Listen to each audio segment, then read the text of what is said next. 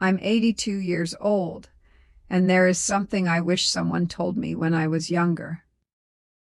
Something I wouldn't have believed back then, because I was too busy running, too busy chasing money, chasing validation, chasing people who never once lay awake at night wondering if I was okay.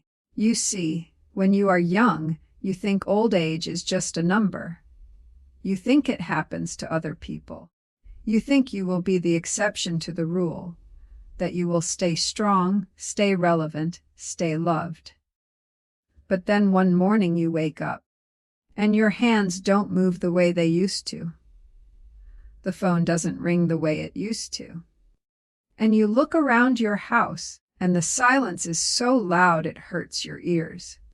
That is the moment you realize no amount of money in the bank can buy you a single real hug. No big house can keep you warm when your heart is frozen from loneliness.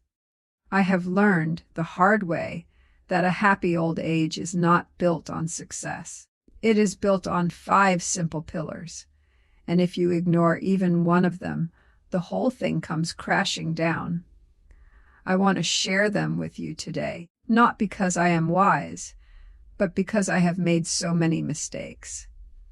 And if I can save you from just one of them, then my story will have meant something. The first pillar is something we destroy with our own hands more than anything else. It is the pillar of letting people be wrong about you. Oh, how I wasted decades of my life trying to fix my image in other people's eyes. When I was 40, my own brother stopped speaking to me because of a misunderstanding about our father's old watch. It was a silly thing. He thought I had taken it without asking. I hadn't. But instead of letting him be wrong, I fought. I argued.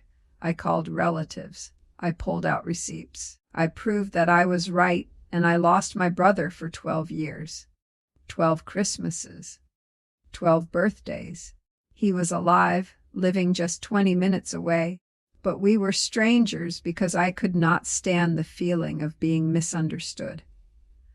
I finally went to his house when he was sick with the flu. I was 62, and I said, "You were right. I took the watch. I am sorry." He looked at me and started crying, and I started crying, because the truth didn't matter anymore.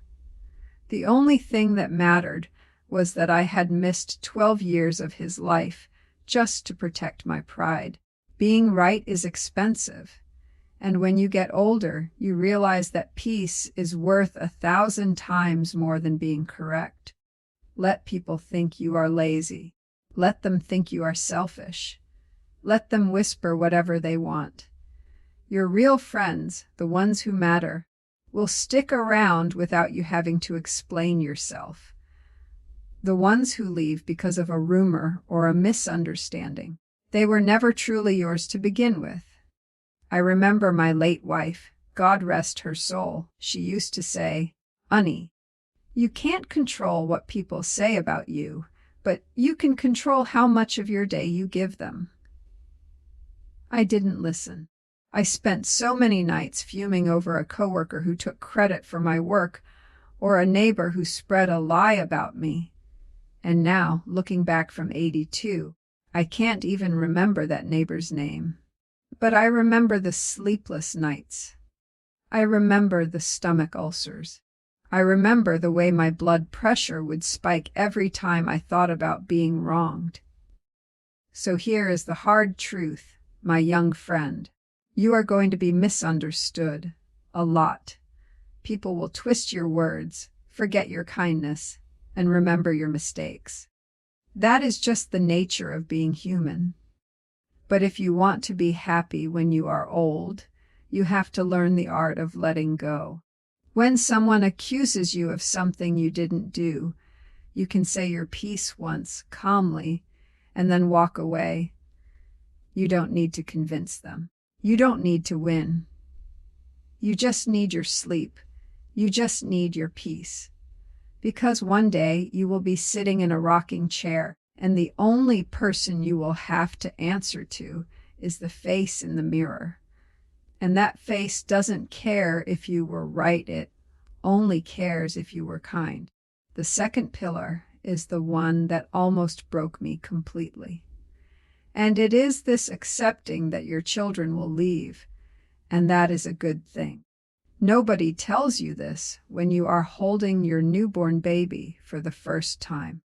Nobody warns you that the little feet that run to your bed every morning will one day walk out your front door and not look back. I had 2 sons and 1 daughter. I worked 3 jobs to put them through school. I missed every single one of their school plays because I was too busy trying to pay for the roof over their heads. And I told myself, it's okay. They will understand when they are older. They will thank me later. But here is the truth that hurts like a knife. They don't owe me gratitude. They didn't ask to be born. I brought them into this world, so feeding them and clothing them was my duty, not a favor. And when they grew up, they moved away. My daughter went to California. My oldest son moved to Texas. My youngest stayed nearby, but he has his own family now, his own problems, his own tired eyes. I used to call them every single day, and I could hear the exhaustion in their voices. Not because they didn't love me, but because they were busy raising their own children, paying their own bills, fighting their own battles.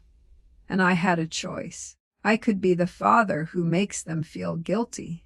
I could say, "Oh, so you don't have 5 minutes for your old dad." Or, "I guess I raised you to be selfish." And for a while, I did say those things. I was bitter. I was lonely. I thought they owed me their time. But then one night, my daughter said something to me that changed my entire life. She said, "Dad, I love you. But when you make me feel bad for living my life, it makes me want to call you less." That hit me like a truck. I realized that I was pushing away the very people I wanted to hold close. So I changed. I stopped demanding visits. I started sending short text messages like, "No need to reply. Just missing you. Have a good day." And slowly they started calling more. Not because I forced them, but because I gave them the space to miss me. You see, young parent listening to this, your children are not your property.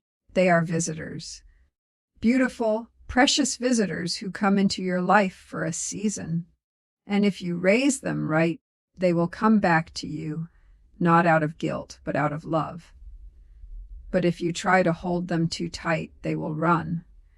I have a friend named George. He is 85. He has 4 children, and none of them speak to him. Why? Because George controlled everything. He told them who to marry, where to live, how to spend their money. He treated them like extensions of himself instead of separate humans. And now he sits alone in a nursing home, crying every Sunday because no one comes to visit. Don't be George. Love your children fiercely, but let them go freely. Be the safe place they want to return to, not the prison they are trying to escape. And when you get old, learn to be happy in your own company.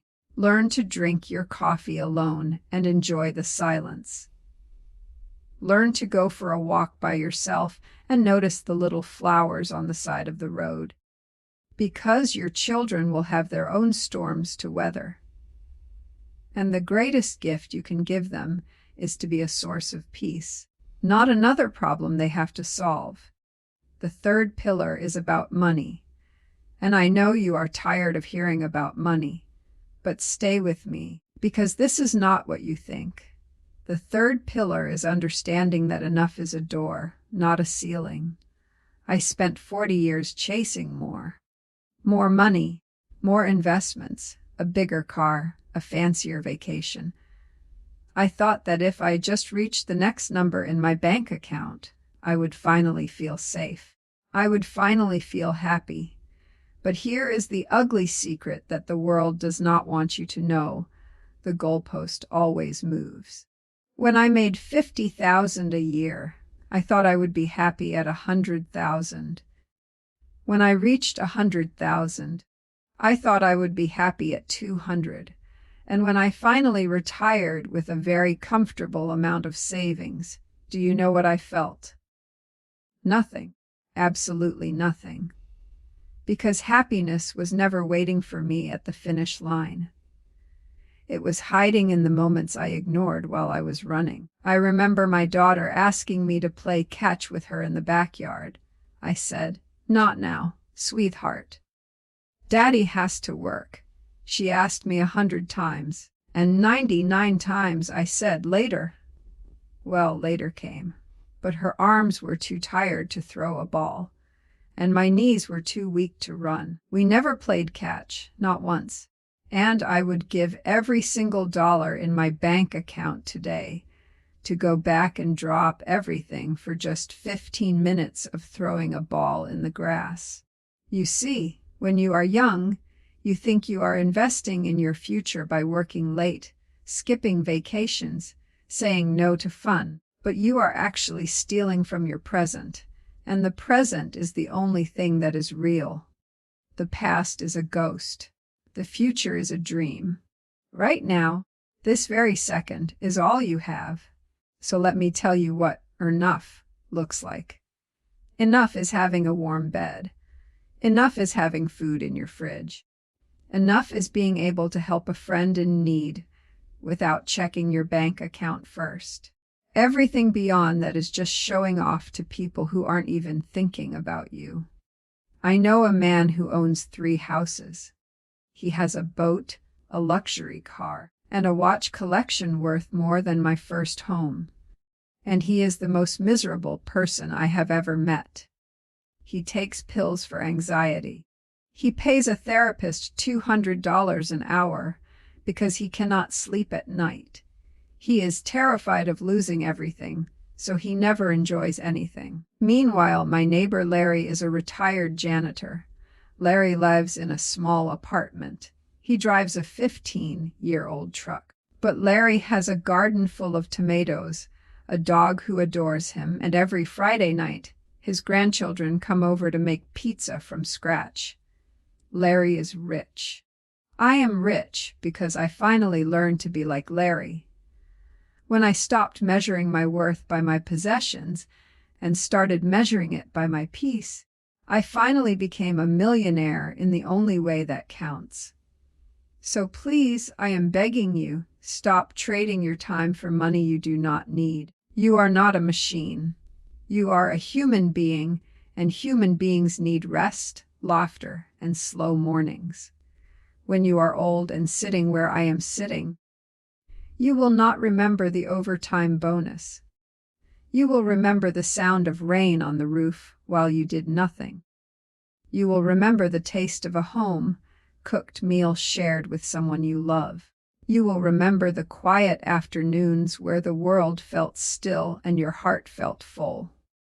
Chase those things now, because they are the only things you get to keep.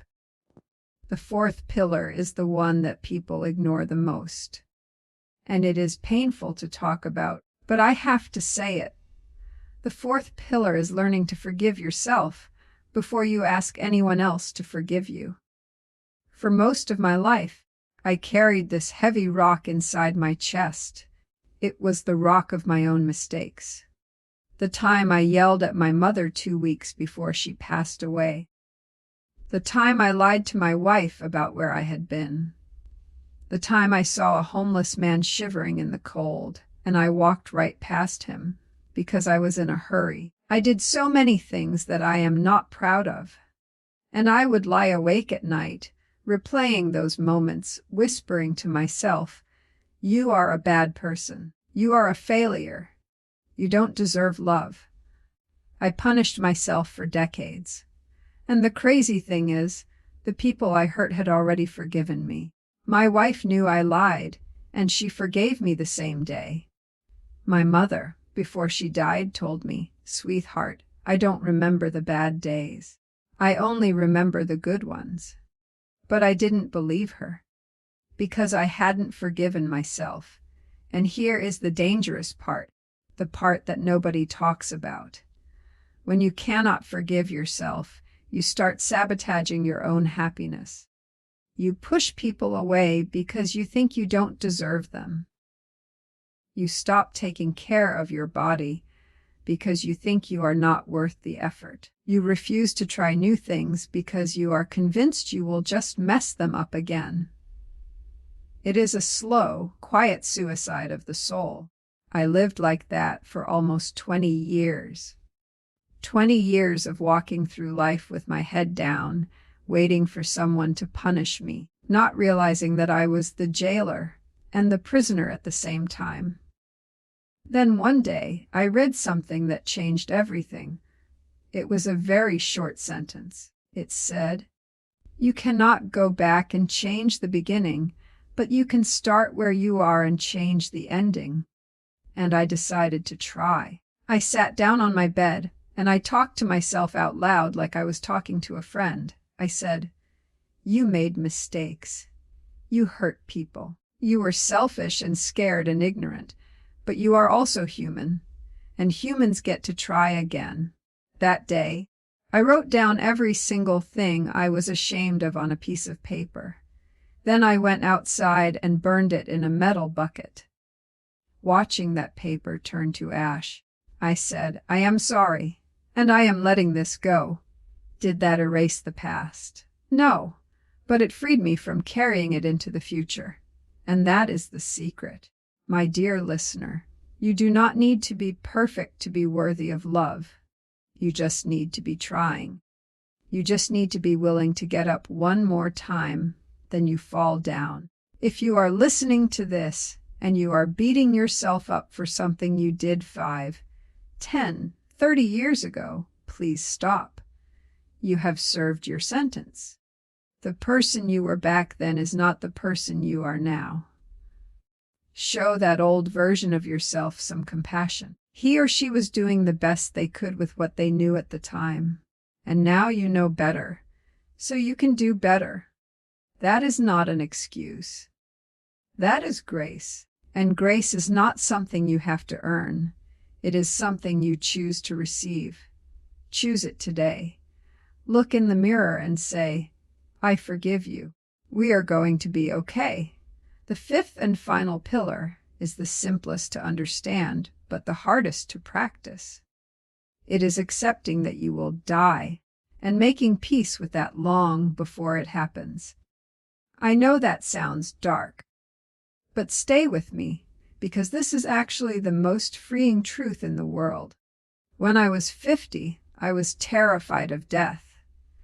I would wake up in the middle of the night with my heart racing, thinking about the nothingness, the end, the fact that one day the world would go on without me. I avoided funerals. I changed the channel when a commercial mentioned life insurance. I pretended that if I just didn't think about it, death would forget to come for me. But of course, it doesn't work that way. I have buried both of my parents. I have buried my wife. I have buried dear friends, some of them too young. And after attending so many funerals, I started to notice something.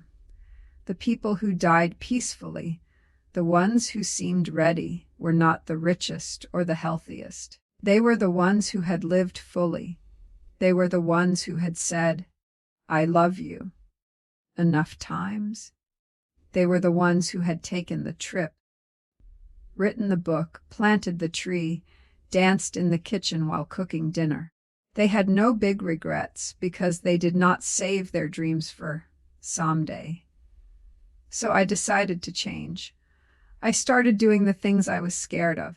I called my old friends and told them how much they meant to me, even if my voice cracked. I ate the dessert. I bought the expensive coffee. I sat on my porch and watched the sunset without looking at my phone. And you know what happened? My fear of death started to shrink because I realized that death is not the opposite of life. The opposite of life is not living. Death is just a part of the journey. It is the final chapter of a book. And if you have written a good book, You are not terrified to turn the last page. You feel a sense of completion. You feel gratitude. I remember sitting with my wife on her last night. She was very sick, and she knew the end was close. But she was not crying. She was holding my hand, and she said, "We had a good run, didn't we?" And I said, "The best." And she smiled. She smiled with this peace on her face that I cannot describe. She was not afraid because she had loved deeply, and she had been loved in return. She had made mistakes and fixed them. She had laughed until her stomach hurt. She had nothing left to prove. That is what I want for you. I want you to live so fully that when your time comes, you are not grasping and clawing for one more day. You are whispering, "Thank you. It was beautiful." You can start that today. You can start by asking yourself, if I died 6 months from now, what would I regret not doing? And then go do that thing. Not next year, not when you retire, not when the kids are grown. Now, call the person you miss. Apologize for the fight. Start the hobby you think you are too old for. Wear the red dress. Sing the song, because this is not a rehearsal. This is the only show, and the curtain will close for all of us. The question is not whether it will close. The question is whether you will be standing on that stage, exhausted and fulfilled, saying, "I gave it everything I had." And now, my friend, we have come to the end of this conversation, and I want to leave you with one final, powerful truth. A conclusion that I hope stays in your heart long after this video ends. You see, I have spent 82 years on this earth. I have seen fashions change, presidents come and go, technology grow from black and televisions to little bricks in our pockets that know everything. But the human heart has not changed, not one bit. We still want the same things. We want to be seen. We want to be loved. We want to feel that our life mattered. And the beautiful, heartbreaking thing is that those things are free. They cost no money. They require no special degree.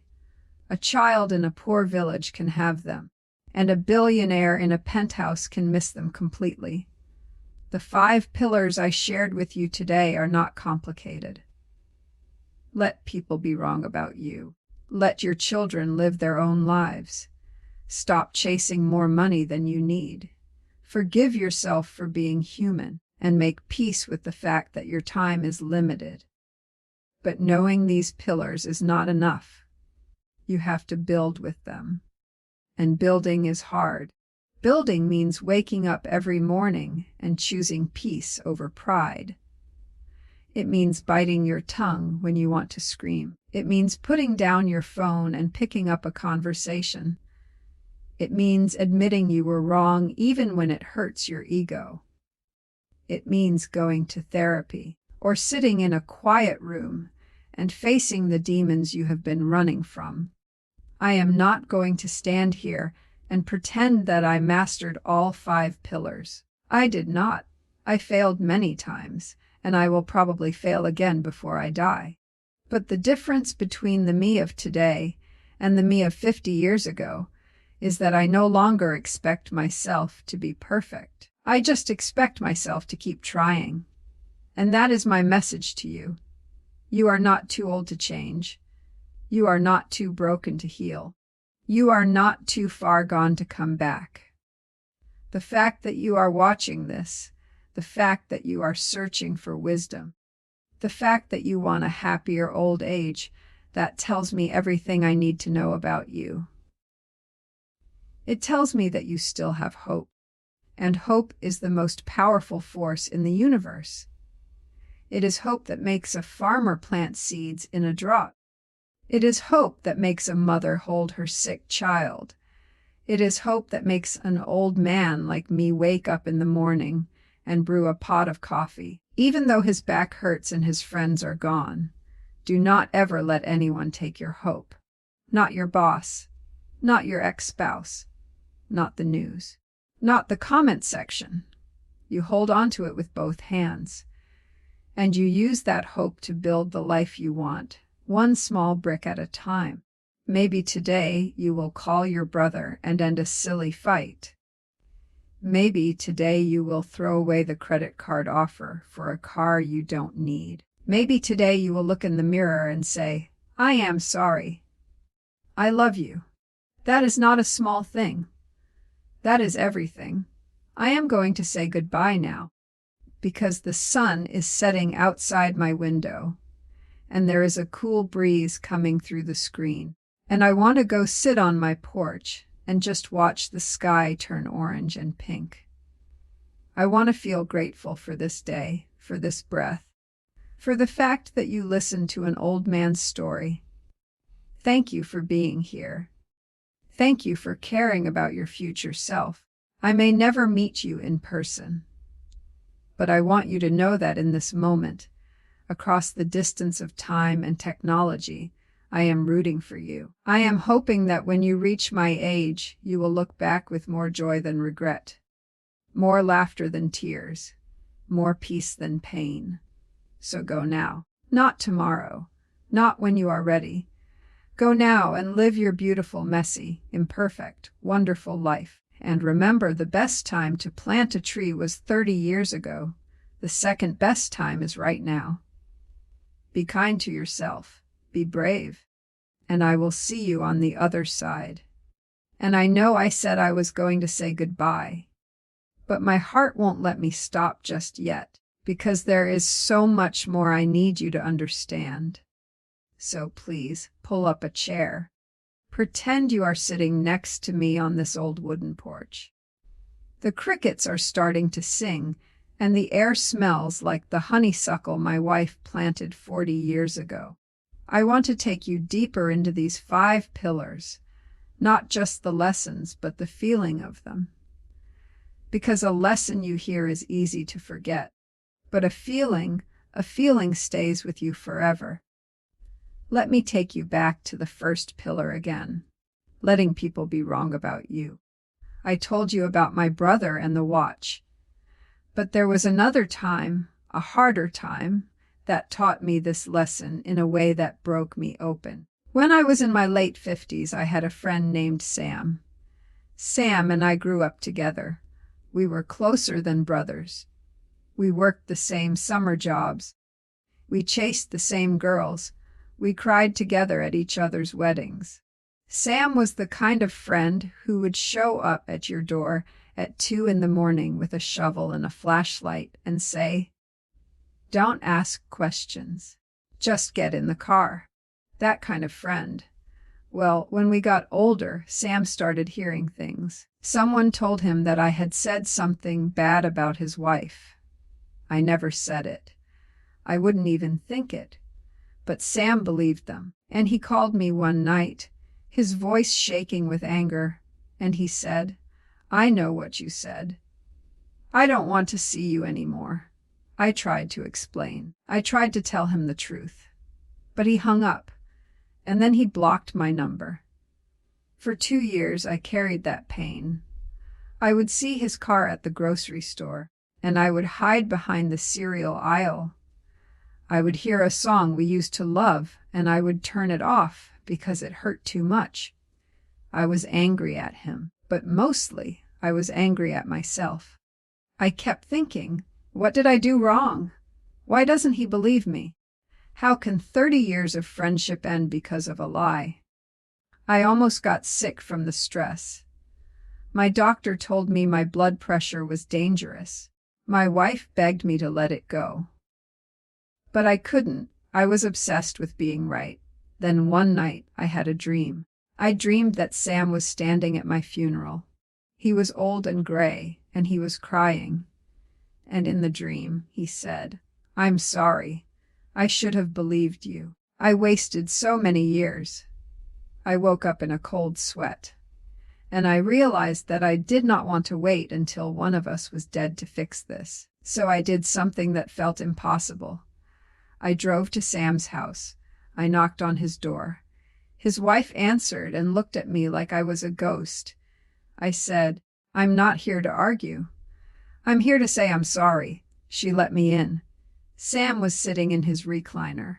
He looked older, tired. I sat down across from him and I said, Sam, I don't care who said what. I don't care if you believe me or not. I am sorry that you were hurt, and I love you. And if you never speak to me again, I will still love you. I just wanted you to know that.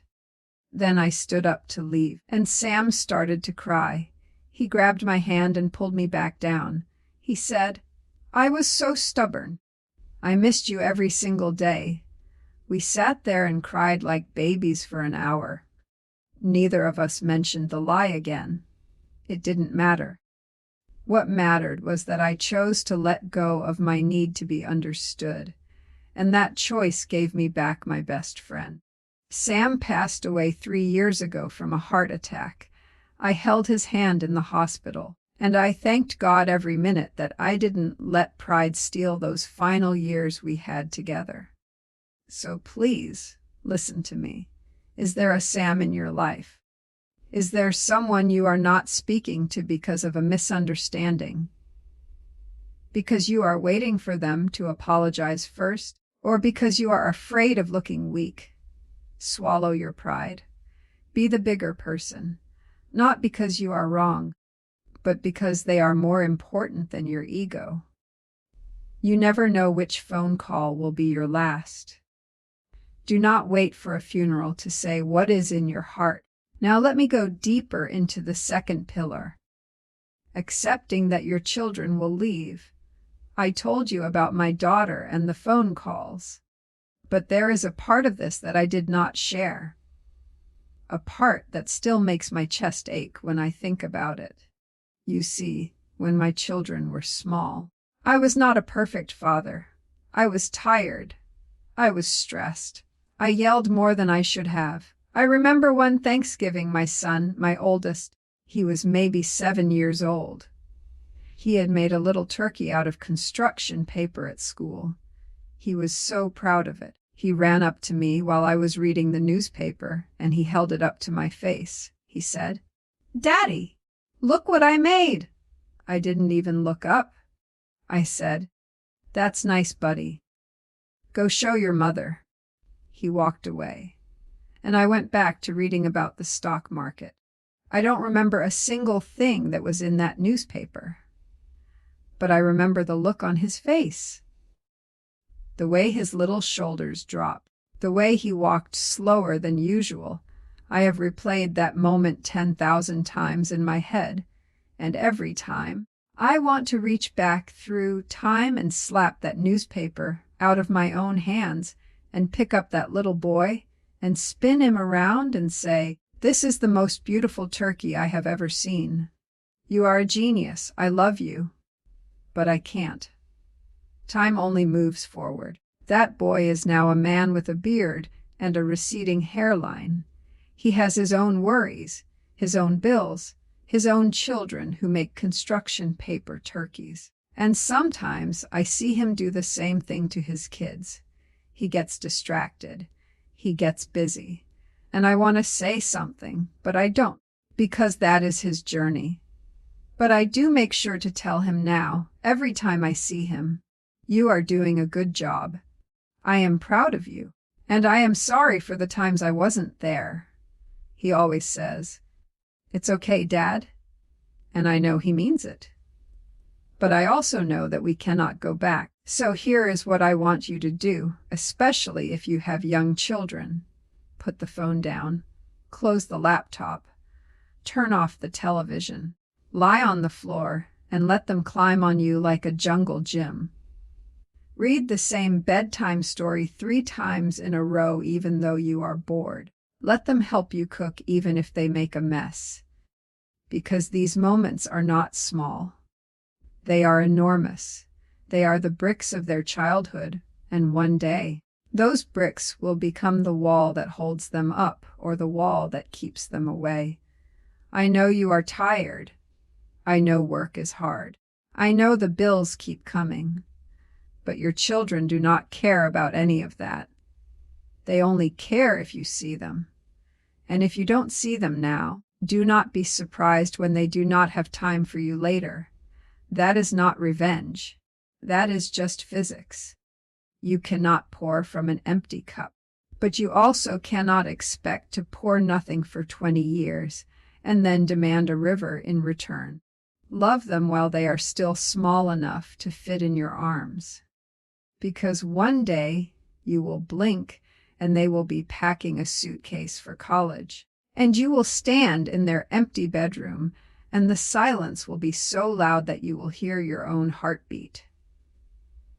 And you will wish, more than anything, that you had just said yes one more time. Yes to the pillow fight. Yes to the fort made of blankets. Yes to the silly dance in the kitchen. Do not wait for a special occasion. Every day you wake up next to them is a special occasion. The third pillar, about money, is where I see so many of you getting trapped right now.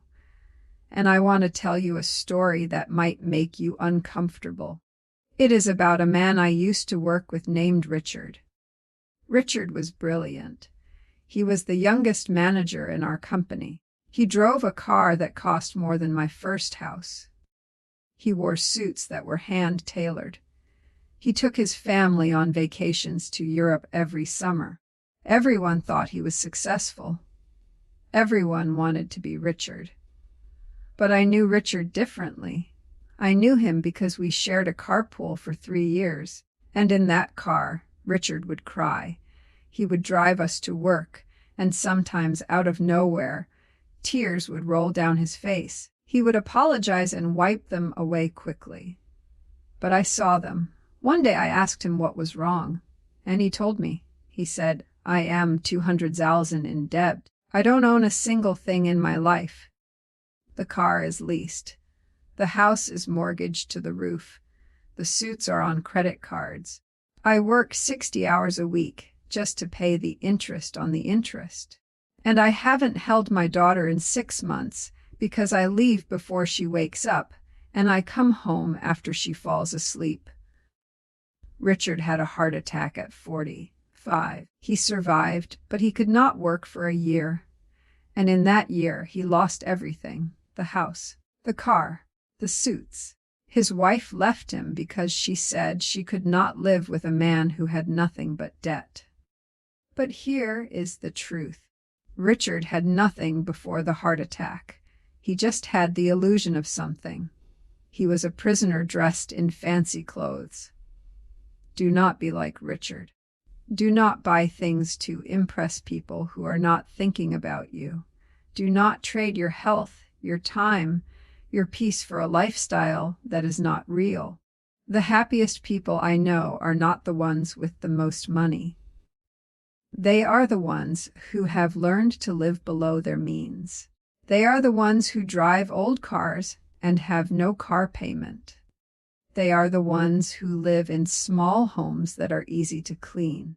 They are the ones who cook at home and eat together around a table. They have money in the bank, not to show off, but to sleep well at night. They have enough. And they have learned that enough is a feast. I remember when I was young, my grandmother used to say, "It is not the man who has too little who is poor.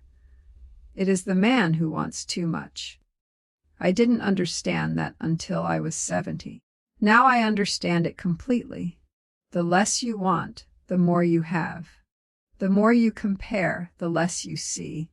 So I am going to give you a simple rule. Every time you want to buy something that is not a necessity, wait 1 week.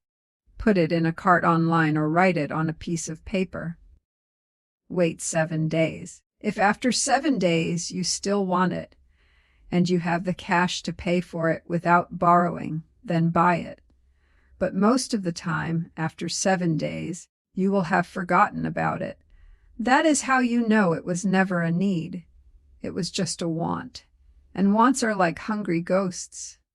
You feed them, and they only get bigger. Starve the wants. Feed your soul instead. Your soul does not need a new phone. Your soul needs a walk in the woods. Your soul does not need a bigger television. Your soul needs a conversation with an old friend. Your soul does not need a luxury vacation. Your soul needs to sit in silence and remember who you are without all the noise. Start today. Look at your bank account not as a scorecard, but as a tool to keep you safe, a tool to help others, a tool to buy time, not things, because time is the only currency you cannot earn back. Spend it like it is the most precious thing in the world, because it is. The fourth pillar, forgiving yourself, is where I see the most suffering. And I want to tell you about a woman I met in a support group after my wife died. Her name was Carol. Carol was 87 years old. She was in a wheelchair, and she had not smiled in over 30 years. She came to the group every Tuesday, and every Tuesday she told the same story. When she was 55, her son was struggling with addiction. She tried to help him. She sent him to rehab 3 times. She paid for his rent when he lost his job. She bailed him out of jail, but nothing worked. One night, he called her and asked for money, and she was tired. She was exhausted. She said, "No, not this time. You need to figure this out on your own." He died of an overdose 3 days later. Carol believed that if she had given him the money, he would still be alive. She carried that guilt like a boulder on her chest. She stopped eating. She stopped leaving her house. She stopped speaking to her other children because she said she did not deserve their love. For 32 years, she punished herself. 32 years. When I met Carol, I asked her a question. I said, "Carol, if your best friend had done the exact same thing, would you forgive her?" Carol thought for a long time, and then she said, "No. I would tell her it wasn't her fault. I would tell her she did everything she could. I would tell her she was a good mother." And I said, "Then why are you treating yourself worse than you would treat a stranger?" Carol started to cry. Not the quiet tears she always cried. These were loud, ugly, hiving sobs. She cried for the rest of the meeting. And then something shifted. The next week, she came in without her wheelchair. She had walked in with a cane. She said, "I decided to put the boulder down. It almost killed me, but I am still here, and I want to live the rest of my days differently." Carol lived 5 more years. She laughed again. She traveled to see her grandchildren. She died peacefully in her sleep. Her last words were, "Tell them I loved them. Tell them I'm sorry I was gone so long." I tell you this story because I know there is a Carol in you. Maybe you did not lose a child, but you did something you regret. You said something cruel to a parent before they died. You cheated on a partner who trusted you. You abandoned a friend when they needed you most. And you have been carrying that shame for years, maybe decades. And it is heavy, isn't it? It feels like chains around your ankles. But here is the truth that will set you free. You did the best you could with the person you were at that time. That person is not here anymore. That person is a stranger to you. Look in the mirror. That person looking back at you is new. They have new knowledge, new wounds, new wisdom. Do not punish the new person for the mistakes of the old person. That is not justice. That is cruelty. And you have been cruel to yourself for long enough. So today, I want you to do something. I want you to put your hand on your heart. Feel it beating. That beat is proof that you are still here. That beat is permission to start again. Say these words out loud. I forgive myself for what I did not know. I forgive myself for what I did not have. I forgive myself for being human. Say it until you believe it, because you are not your worst mistake. You are not the worst thing you have ever done. You are a beautiful, broken, trying, failing, getting back up again human being. And that is enough. That has always been enough. Now the fifth pillar, accepting death. I want to tell you about the last conversation I had with my wife before she left this world. Her name was Eleanor. She was the kind of woman who made flowers grow in the shade. She had this laugh that sounded like wind chimes, and she loved me even when I was impossible to love. When Eleanor was diagnosed with cancer, we were both scared. But she was braver than me. She looked at the doctor and said, "How long?" The doctor said, "Maybe a year." Eleanor nodded. And then she turned to me and said, "Let's make it the best year of our lives." And we did. We did not travel to Paris or anything fancy. We stayed home. But we did things differently. Every morning, we drank coffee on the porch and watched the sunrise. We held hands like we were teenagers. We talked about our childhoods, things we had never shared before. We laughed until we could not breathe. We cried together, too. We cried about the grandchildren we would not see grow up. We cried about the dances we would never have. But we did not waste time being angry. Eleanor said to me one night, "I used to be afraid of death, but now I see it differently. Death is not a punishment. It is a reminder. It is a reminder to love while you can, to speak while you can, to hold on while you can." On her last day, she was very weak. She could barely open her eyes, but she squeezed my hand, and she whispered, "Thank you for this life. It was a good one." And then she was gone. I sat there holding her hand for 3 hours. I did not cry until the sun went down, because I realized that I had no regrets. I had told her everything. I had loved her completely. I had been there. And that is the gift that death gives us. It forces us to ask the important questions. Am I living the life I want? Am I loving the people I love? Am I saying the things that need to be said? Most of you are waiting for a crisis to ask those questions. You are waiting for a cancer diagnosis. You are waiting for a heart attack. You are waiting for a funeral. Do not wait. Ask them now. Write a letter to the person you love. Not an email, a real letter, with your hand. Tell them what they mean to you. Do not save your love for a eulogy. Give it now while they can hear it. And if there is something you have always wanted to do, start doing it. Not tomorrow. Not when you retire. Not when you have more money. Do it now. Even if you do it badly. Even if you fail. Especially if you fail. Because failing means you tried. And trying means you are alive. I wanted to learn to play the piano my whole life. I told myself I was too old. I told myself my fingers were too stiff. When I turned 75, I bought a cheap keyboard. I started playing. I am terrible, absolutely terrible. But I do not care, because the sound of those clumsy notes fills my house with music, and music is life. What is your piano? What have you been putting off because you are afraid of looking silly? Paint the picture. Write the poem. Start the garden. Learn the dance. Do it for the 80-year-old version of you who will either be grateful or heartbroken. Choose grateful. I want to add one more thing before I truly let you go. Something that does not fit neatly into the 5 pillars, but something I have learned from being old and watching young people make the same mistake over and over again. It is about social media. You young people are living in a world that did not exist when I was your age. You have these little boxes in your hands that show you the highlight reels of everyone else's lives. You see your cousin on a beach in Mexico.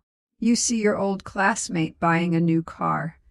You see a stranger with the perfect body, the perfect smile, the perfect life. And you feel like you are falling behind. You feel like you are not enough. Let me tell you something from the other side of life. None of that is real. Those posts are not real. The person on the beach is crying in the bathroom because their marriage is falling apart. The person with the new car is drowning in debt and cannot sleep at night. The person with the perfect body is starving themselves and miserable. Comparison is a thief. It steals your joy. It steals your peace. It steals your present moment. The only person you should compare yourself to is the person you were yesterday. Are you a little kinder? A little wiser? A little more patient? That is the only competition that matters. So put the phone down, go outside, touch a tree, look at the clouds, talk to a stranger, smell your food before you eat it. These are real things. These are true things. A screen can give you information, but it cannot give you wisdom. Wisdom only comes from living, from falling down and scraping your knee, from loving someone who breaks your heart, from failing and getting back up. Do not trade your real life for a virtual one. You only get one. One chance to feel the sun on your face. One chance to hear your child laugh. One chance to hold your mother's hand before she is gone. Do not waste it on a screen. And now, my friend, I am truly going to say goodbye. The sun has set outside my window. The crickets are loud now, almost like a choir. I am sitting here in my favorite chair, the one with the tear in the armrest. And I am thinking about you. Whoever you are, wherever you are, whatever you are going through, I want you to know that you are not alone. I may not know your name, but I know your heart, because your heart is the same as mine. It wants to love and be loved. It wants to matter. It wants to feel that this life, this short, strange, beautiful life was worth the effort. And it is. It is worth it. Even on the hard days. Even on the days when you want to give up. Even on the days when the world feels heavy and cold. It is worth it, because you are here. And being here is a miracle. The fact that you exist at all, out of all the billions of possibilities, is a miracle. Do not waste a miracle on sadness. Do not waste a miracle on fear. Do not waste a miracle on waiting for someday. Someday is not a day of the week. Someday is a lie we tell ourselves to avoid living now. So live now, breathe now, love now, forgive now, dance now, cry now, scream now if you need to, but do it now, because now is all there is. Now is the only moment you will ever have. I am 82 years old. My hair is white. My hands shake. My knees ache when it rains. But I am happy. I am truly, deeply, peacefully happy. Not because my life was perfect. It was not. But because I finally learned, after all these years, that happiness is not a destination. It is a way of traveling. And you can start traveling that way today. Right this second. Put your hand on your heart. Feel it beat. That is life. That is your life. Do not give it away to anyone or anything that does not deserve it. You are precious. You are loved. And you are going to be okay. I believe that with all of my old, worn-out heart. Goodbye for now. Go live your beautiful life.